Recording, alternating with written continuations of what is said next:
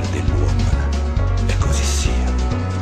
Però credetemi, quando ero piccolo, volgare in pubblico io non fui mai. Mio padre un pudico, mamma una monaca, gente cattolica, onesta e pia. Ah, senza retorica, fummo il ritratto della borghesia.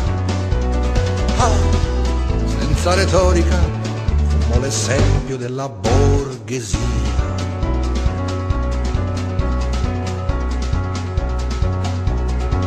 Quando ero piccolo, dicevo al massimo, mannaggia al diavolo, che porcheria, ma viezze chiavaca e figlie zoccola, sapevo chiuderle in mente mia. Facevo il chierico e ogni domenica servivo un parroco di via Foria, ma poi un sabato, dopo la predica, lo vidi fottere in sacrestia. Ah, a piezze chiavaca uscì di colpo dalla bocca mia. Ah, che piezze chiavaca uscì quel giorno dalla bocca mia.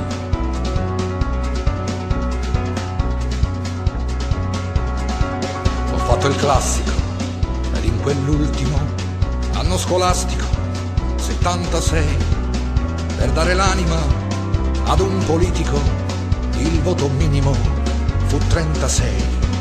Ma ero giovane e mi imbottivano di grosse pillole di ideologia, mentre il politico coi soldi pubblici in Sud America volava via. Ah, che figlie zoccola uscì di colpo dalla bocca mia. Ah, che figlie zoccola uscì quel giorno dalla bocca mia.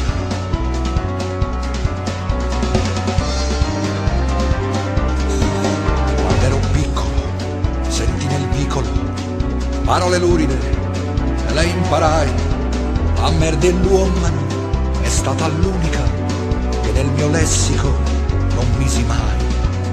Però domenica sfoglio Repubblica e in terza pagina, senza allegria, leggo la cronaca di quel pedofilo che non può prendere la polizia.